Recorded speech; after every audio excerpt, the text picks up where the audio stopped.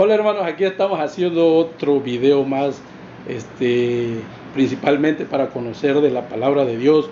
Y hoy me siento pues agradecido que está mi hermano Anguiano aquí acompañándome para hacer un video y hablar de la palabra de Dios. Él es muy conocedor, aunque a veces me dice que no, pero sí, conoce de la palabra de Dios. Él me ha ayudado bastante, nos ha ayudado bastante sobre la palabra de Dios, nos ha enseñado muchas cosas. Y hoy, antes de empezar este video, estaba yo platicando con él y principalmente, mis hermanos, hablaremos de un hombre, un varón, creo que muy temeroso de Dios, ¿verdad? Un varón que yo no me puedo imaginar el amor que Dios le tenía a él, ¿verdad? Y él a nuestro Dios. Entonces, estamos hablando del profeta Elías, ¿verdad? Él, un varón que yo a veces le decía, yo no me explico por qué, cómo nuestro Señor creo que tomó la decisión de llevárselo completito, pues, no decir se va a morir y se va, ¿no? O sea, ese es lo que digo. Entonces, hablaba yo con mi hermano de que él fue una persona que siempre habló en el nombre de nuestro Dios, que fue una persona que, por ejemplo, cuando lo atacaban, ¿verdad? Él sí entró en depresión también, ¿verdad? También. Entró en depresión, estuvo triste, estuvo alegre, siempre confiando en Dios. Y uno de los principales, lo que le quiero hacer la pregunta a mi hermano, lo que le hice hace rato, de que de dónde había salido Elías. Esa es una de las primeras preguntas que le quisiera yo hacer, que me dijera más o menos cómo empezó Elías en el servicio de Dios. Híjoles, pues gracias por invitarme, Manuel, y pues es un honor estar acá. La verdad que pues de repente le digo, si me hacen algunas preguntas y no las sé, pues también lo voy a decir. No, yo no lo sé todo, ¿verdad? Pero sí lo sabe. Pero entonces hablar de Elías, híjoles, es un tema, es bastante extenso, es reconocido como el varón de Dios, el profeta de fuego. Y cuando hablamos de profeta de fuego, estamos hablando de que era un hombre que en verdad estaba metido con Dios y que le servía constantemente. Y una de sus particularidades es que él así lo mencionaba. Dice el Señor, en cuya presencia estoy, decía continuamente. Y entonces esa es una de las frases que lo distingue, a diferencia de otras personas o de otros personajes de la Biblia, que él mencionaba mucho eso, que él estaba en la presencia de Dios. La primera ocasión donde se encuentra registrado en la Biblia acerca de Elías es precisamente en Primera de Reyes capítulo 17, y dice en el verso, a ver, por aquí lo tengo, verso 1 de Primera de Reyes, capítulo 17, dice: entonces Elías Tisbita, que era de los moradores de Galaad, dijo a Acab: vive el Señor, Dios de Israel, en cuya presencia estoy, que no habrá lluvia ni rocío en estos años, sino por mi palabra. Cuando él se avienta a decir estas cosas es porque había un problema, una crisis espiritual en el pueblo de Israel que obviamente había llegado a niveles muy altos en esa decadencia espiritual, una crisis donde la gente pues ya no confiaba en Dios. Pero hablaba de ese tipo de crisis espiritualmente, no económicamente, no, espiritualmente. No. Todavía se generaría a partir de esa palabra de Elías. Se iba a generar una crisis económica, obviamente, porque no habría lluvias a partir de que él dijera esa palabra. Entonces, hablar del profeta Elías es hablar de un hombre de fe. Está registrado en varias partes de la Biblia, hasta el mismo Santiago menciona que Elías era sujeto a pasiones semejantes a las nuestras, pero oró a Dios, dice la Biblia, menciona ahí en Santiago, y oró a Dios para que no lloviera, y no llovió por 3 años. Y es lo que él menciona aquí en este verso 1. El rey Acab tenía una influencia tremenda sobre el pueblo de Israel, de tal manera que los había desviado en pos de los Baales, en pos de los ídolos, en pos de todo aquello que adoraban las naciones que estaban alrededor de Israel. Entonces, Elías era un hombre que en verdad estaba seguro de a quién le servía, a quién le creía, y obviamente era el portador de Dios, de la palabra de Dios en ese momento, en ese tiempo. Entonces dice la Biblia aquí que era de Galaad, ya enfocando o respondiendo a la pregunta que si quién era Elías, era un profeta que vivía, dice la Biblia, en Galaad. Entonces era una de las regiones del pueblo de Israel. Pero ese es donde nació. ¿Dónde nació él? Ah. Bueno, la Biblia no dice dónde nació él. No. Pero Galaad proviene de una descendencia igual. Era de una de las 12 tribus de Israel. Okay, exactamente. Okay. Sí, entonces, como le comentaba yo, todo es como un hilo, o sea, como cuando le dijo nuestro Dios a Abraham, ¿no? Tu descendencia, no, pero Elías fue mucho antes. Fue después de Abraham. Fue después de Abraham. Abraham es el que es el precursor o el que da origen a el pueblo de Israel. Antes de Abraham no existía el pueblo de Israel. Okay. No había pueblo de Israel. Sí. Había un montón de gente, muchas personas sobre la faz de la tierra, pero no existía la nación o el pueblo de Israel. Se origina la nación de Israel en Abraham.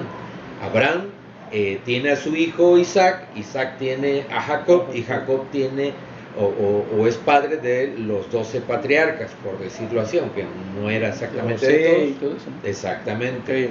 Y entonces de uno de esos patriarcas, que eran los 12, los que se conoce como los 12 hijos de Abraham, de ellos es donde viene cada uno de las ramas genealógicas de todos los que se habla después de eso en la Biblia. Por ejemplo, profetas y de los profetas y del mismo Jesús en el Nuevo Testamento. Ok, entonces sí, Elías venía definitivamente de eso, pero podemos decir que como quien dice, ya lo traía en la sangre desde Abraham, desde... ¿Qué cosa traía en la sangre? No te entiendo. O sea, traía en la sangre en el sentido de que era temeroso a Dios, porque venía de una descendencia. La fe, sí, venía claro. de una descendencia, claro, no justamente porque eres hijo de uno vas a ser, como dice, no porque eres hijo de un pastor vas a ser cristiano, no. Él se podría decir, no porque sea descendencia de Abraham va a ser temeroso de Dios, no.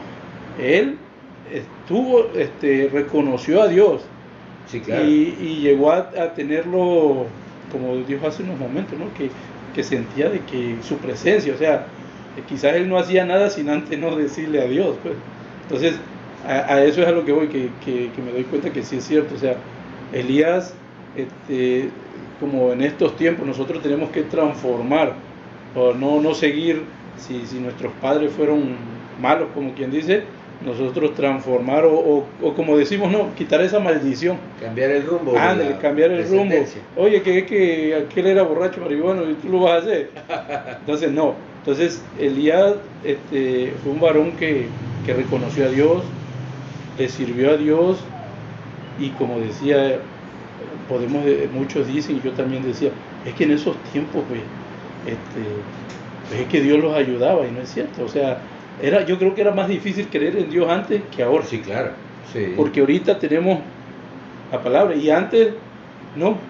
Abraham, porque escuchó la voz de Dios, ¿verdad? Sí. Y creyó que le dijo, salte de tu tierra y de tu parentela, y te iba a llevar a un mejor lugar, que es lo que hace Dios ahorita con nosotros. Bueno, ya después de ahí Elías se enfrentó a un rey, ¿no? Sí, a Acab, que fue el que le dijo, fue cuando lo puso como a competir, ¿no? Que le dijo que el Dios, yo creo que era Baal, ¿no? Que le decía. No. Sí, cuando hablamos de Baal o de los Baales, estamos hablando de los ídolos que existían. Pero Baal significa... Sí, se refiere a las divinidades que se adoraban en aquel tiempo. Pablo dice que hay muchos que todavía que hay no sé cuántos que no se han humillado doblado sus rodillas ante Baal. Exactamente. Ok, entonces Baal eso es lo que representa, Sí. como quien dice, a la maldad o a Satanás, como se pueda decir. Hay varias divinidades o dioses que adoraban las gentes, las personas en aquellos tiempos, muchísimas divinidades. El ser humano por naturaleza tiende a buscar a Dios, porque Dios nos ha creado con ese sentido de búsqueda de, como dicen los humanistas, de un ser supremo, sobrenatural, o algunos le dicen un ser mayor. Entonces hay esa búsqueda, esa inquietud en las personas, en las de buscar a un Dios que los pueda ayudar. Y eso es normal, porque Dios así diseñó al ser humano, con la capacidad de creer en Dios, de creer en Él. Entonces, y esto se origina precisamente desde el momento en que Dios creó a Adán y Eva.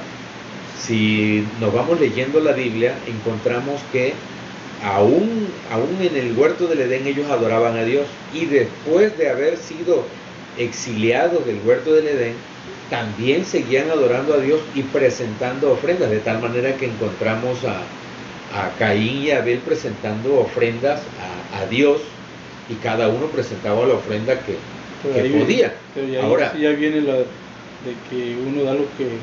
Exacto, pero el otro el punto al que quiero llegar es que ellos fueron enseñados. Para poder hacer eso, ellos fueron enseñados. ¿Y quién los enseñó a ellos a presentar ofrendas?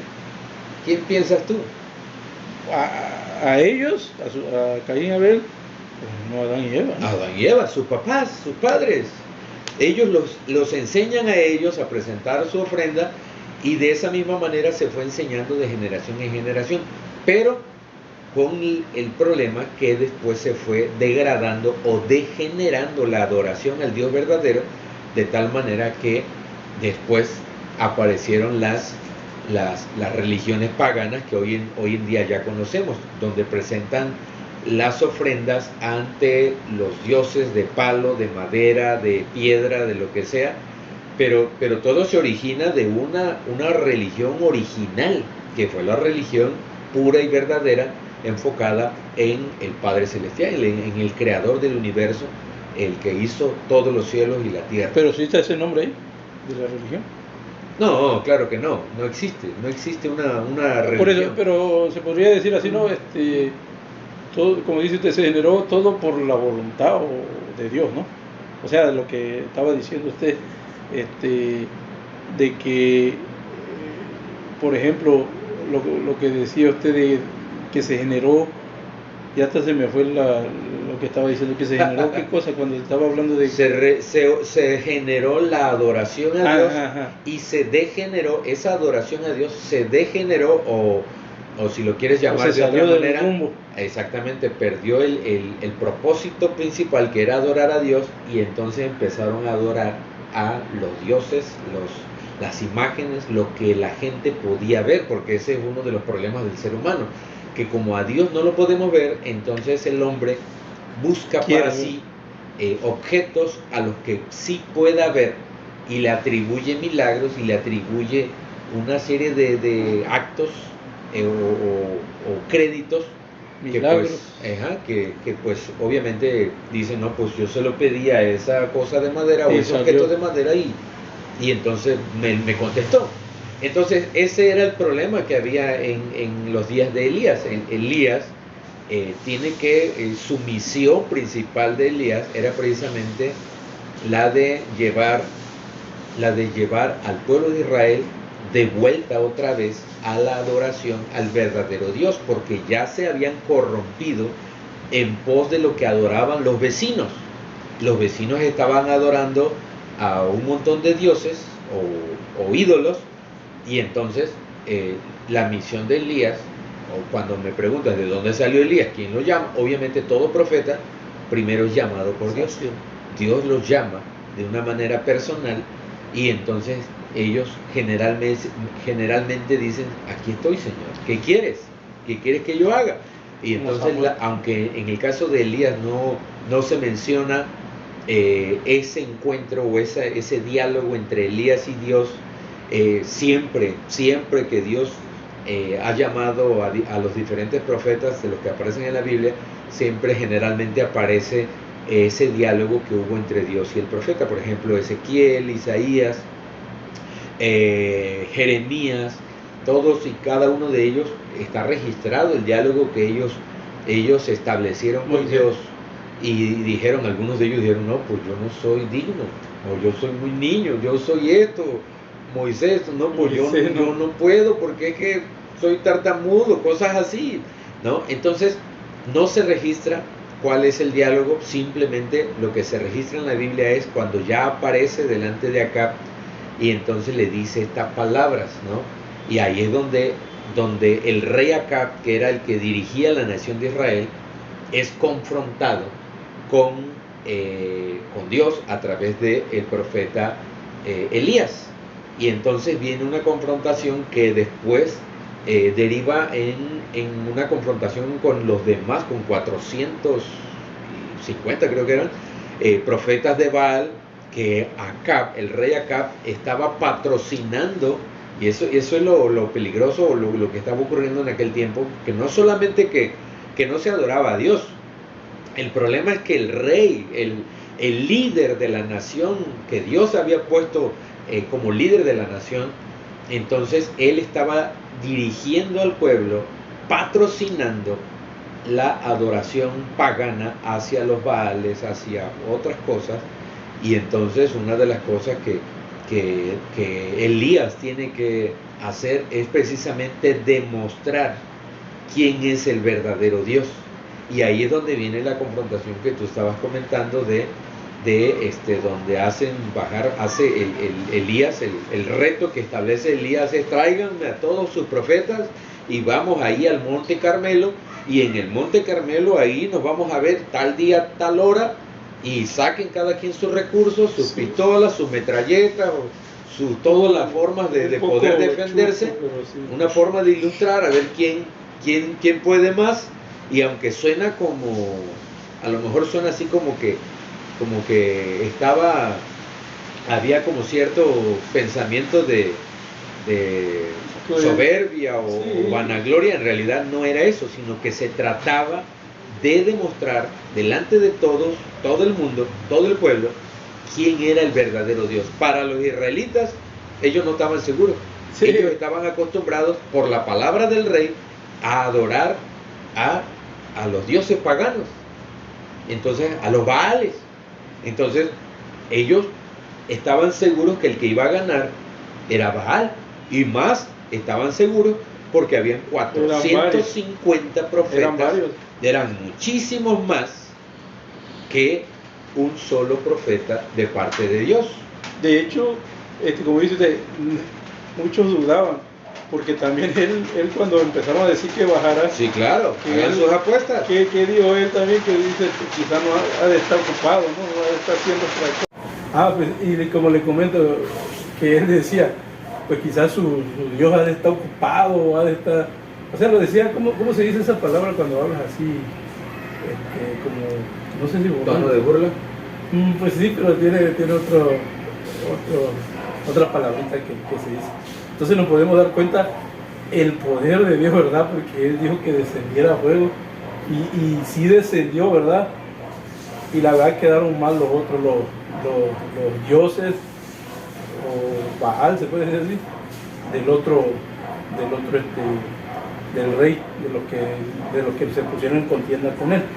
Entonces nos podemos dar cuenta que Elías era un hombre, creo que temeroso a Dios, ¿verdad? Claro. Y como al empiezo le dije, porque yo era uno de los que pensaba, bueno, es que a Cristo no le dolió cuando le pegaron, porque era Dios. Es que el profeta, pues es profeta, Dios lo cuida. Pero no, la Biblia habla muchas veces de la tristeza, de así como cuando entramos nosotros en depresión. Yo leí y escuché también cuando decía que él también había entrado como en depresión, ¿verdad? Sí. Entonces podemos dar cuenta, hermanos, que Elías fue un varón que Dios quiere que nosotros seamos como él. Dios quiere que que nosotros también sintamos ese amor para con Él, y un temor que le debemos de tener, pero un temor de amor, ¿verdad? Un temor de miedo de que nos va a acabar con nosotros, nos va a destruir. Entonces, mi hermanito, no sé, algo que quiera comentar sobre esto para ir terminando ya el video, y pues espero que... Bueno, ya regresamos de unos pequeños comerciales, ¿no es cierto?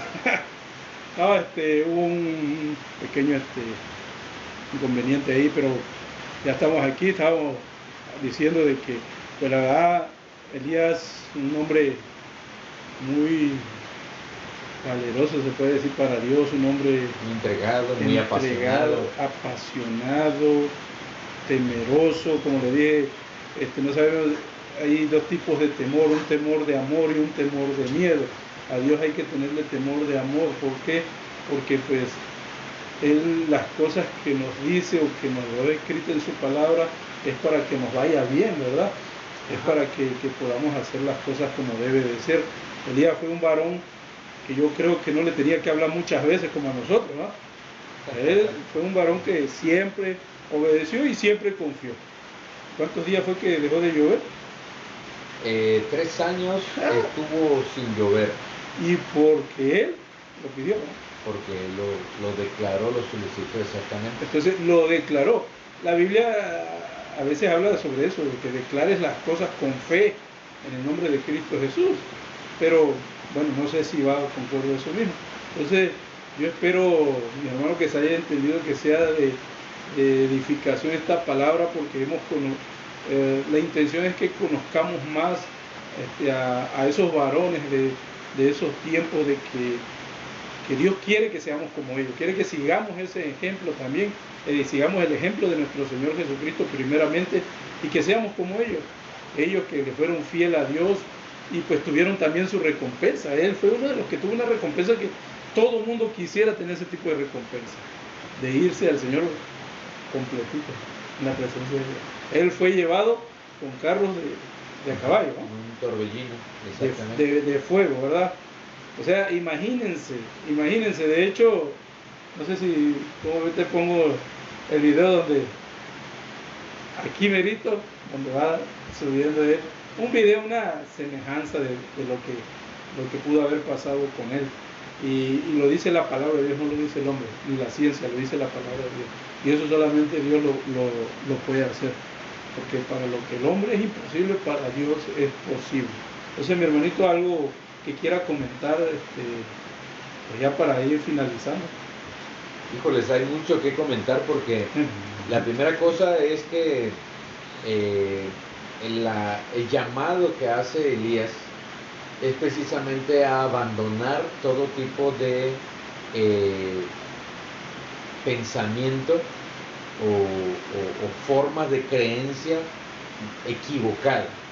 Entonces, Acab, no sé de dónde habría tomado ese tipo de enseñanzas el rey Acab, pero llega el momento cuando se encuentra con Acab y se encuentra con Elías, donde llega el momento, te comentaba que llega el momento cuando Acab se encuentra con Elías, y Acab se entiende que venía enojado, y le reclama a Elías: ya te encontré, tú que vienes turbando a Israel, precisamente porque acusaba a Elías de haber provocado una sequía y un problema económico tremendo.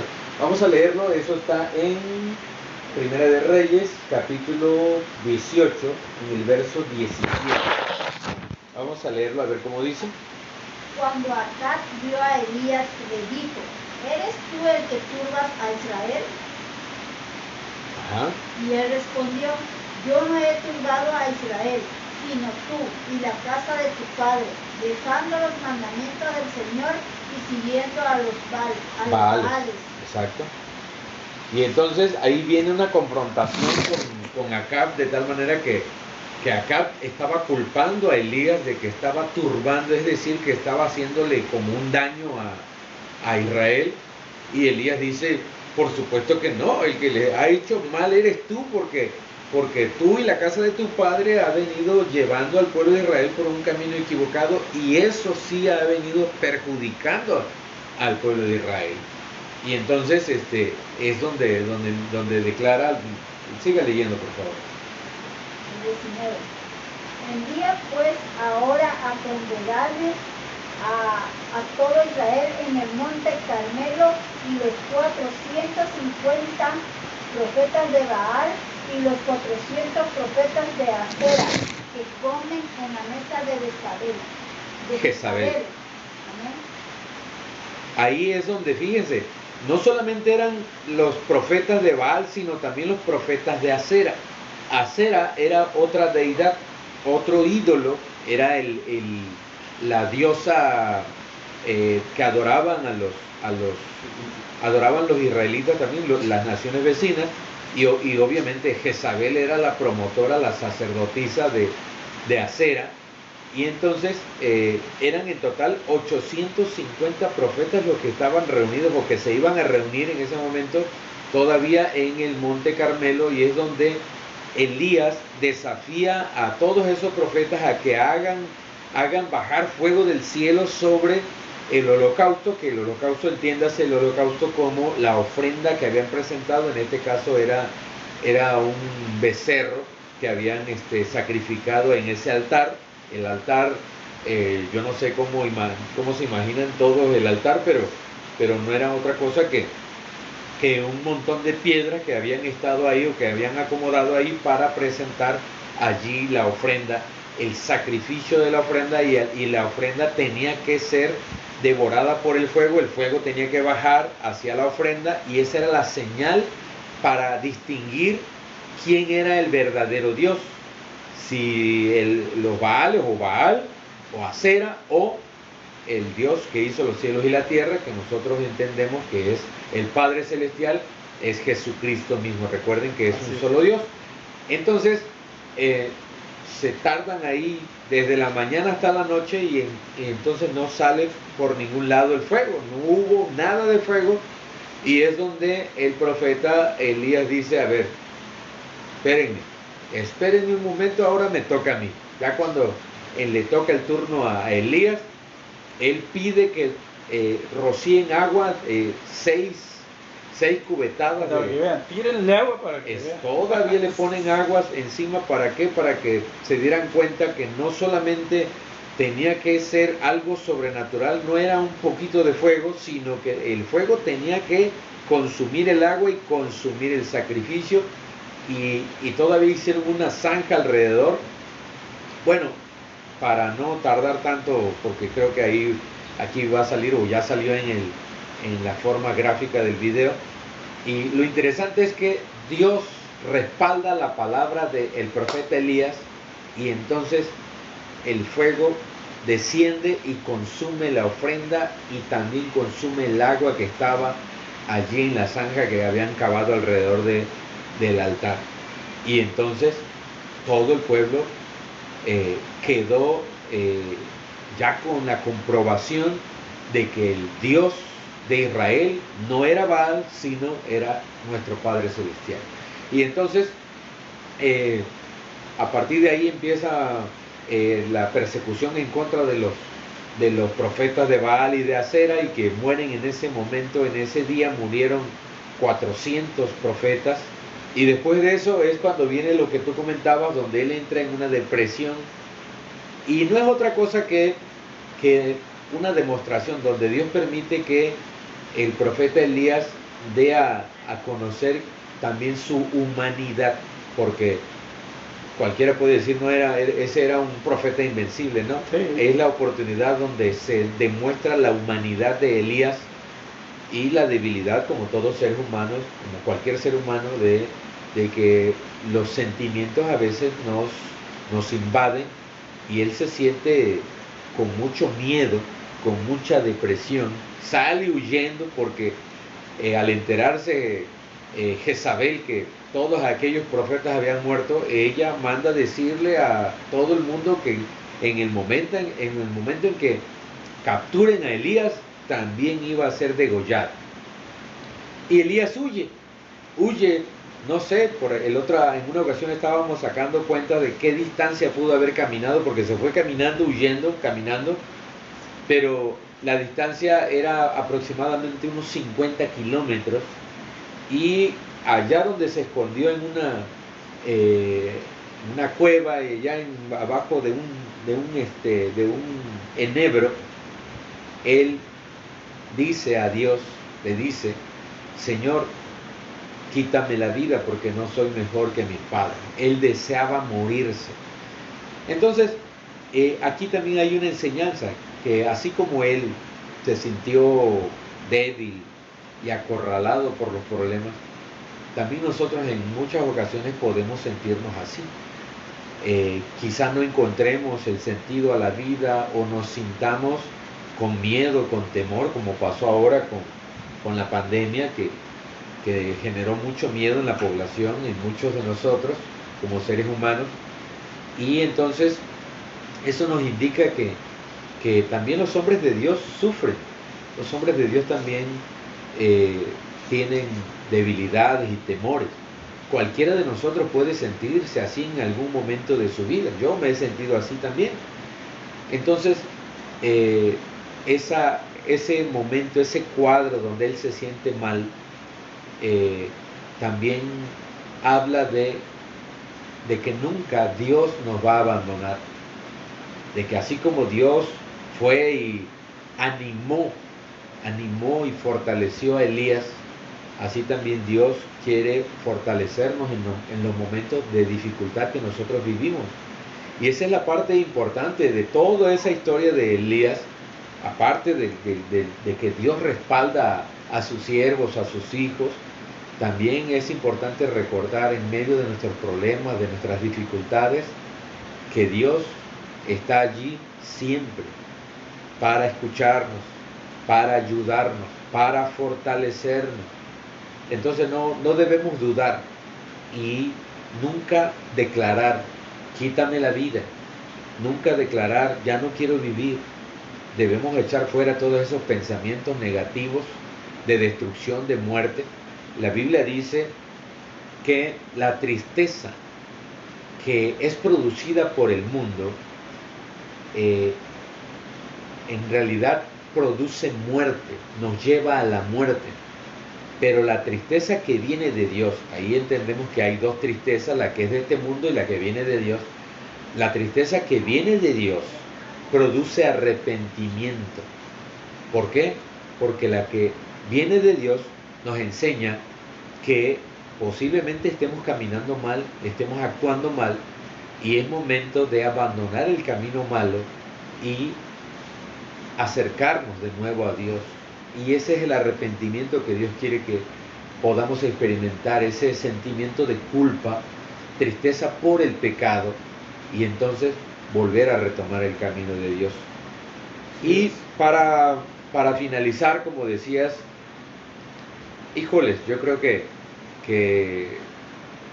Elías tiene esa faceta donde por un lado es poderoso, por otro lado es débil ante una amenaza, y por otro lado extiende la mano para ayudar a las personas, como el caso de aquella viuda pobre, que ella estaba pensando ya dejarse morir, y Elías se acerca a ella y le dice: dame de comer. Y así dice el Señor, cuando aquella mujer accede a darle de comer, que ella no tenía provisión más que un poquito de harina y un poquito de aceite, y entonces ella accede a darle de comer, aún pensando que pues ni modo, lo que Dios quiera, que sea lo que Dios quiera, como decimos a veces, ¿no? Que sea lo que Dios quiera, yo te voy a dar esto, ¿no? Y entonces Dios le dice a través de Elías: la harina no escaseará, ni el aceite disminuirá. Entonces Dios le permite o le da la oportunidad a Elías de poder ser esa fuente de bendición para aquella mujer. Lo mismo pasa con nosotros al día de hoy. Dios nos da la oportunidad de ser bendición para muchas personas a través de un elemento que todos tenemos, todos disponemos, que es la palabra nuestra. Cuando va acompañada de la palabra de Dios, híjoles, tiene un efecto tremendo de fortaleza, de bendición para las personas, que siempre he dicho que no sabemos en qué momento, Manuel, vamos a llegar con una persona y le hablaremos de Dios y esa persona hasta suspirará. A mí me ha tocado escuchar su suspiro cuando les estoy hablando y hacen este movimiento o este sonido. Suspiran, aspiran el aire donde están escuchando la palabra de Dios. ¿Y eso por qué? Porque cuando tú hablas la palabra de Dios, la verdadera palabra de Dios, entonces esa palabra de Dios produce fortaleza en la vida de las personas y que en ese momento la estaban necesitando. Algunas personas hasta lloran y dicen gracias porque la verdad que yo ya no sabía ni qué hacer, pero esta palabra que tú me has traído me ha ayudado mucho. Así que no dejemos de esforzarnos, de hacer lo que nos toca hacer, que es compartir lo que Dios dice. Así lo decía continuamente Elías. Así dice el Señor, en cuya presencia estoy. Esto y esto. Este es el mensaje de Dios. Entonces tenemos una tremenda oportunidad. Hoy en día nosotros somos el Elías, el representante de Dios para llevar la palabra. Toda persona que cree en Jesucristo, toda persona que cree en Dios y lee su palabra y entiende cuál es el proyecto y el propósito de Dios para la vida de cada persona, entonces tiene la función de ser el portador, de llevar la palabra de Dios, el mensaje de Dios de esperanza y de fe a este mundo que se le están acabando las esperanzas y la fe. Así que tenemos una gran responsabilidad hoy en día en esta sociedad, ¿no? Así es, y sí, como algo muy importante, como decía, los hombres, los varones de Dios, igual que nosotros, tuvieron sus necesidades, tuvieron lo que nosotros sentimos. La diferencia es que ellos fueron fieles a Dios. Sí. Esa es la diferencia. Y es lo que debemos de hacer nosotros, ser fiel a Dios y esforzarnos cada día por agradarle a Él y no al mundo. Es correcto. Como dice, pero, y como decía usted, que lo que hagamos que sirva para bendición para las personas y que no sirva de maldición. ¿Vale?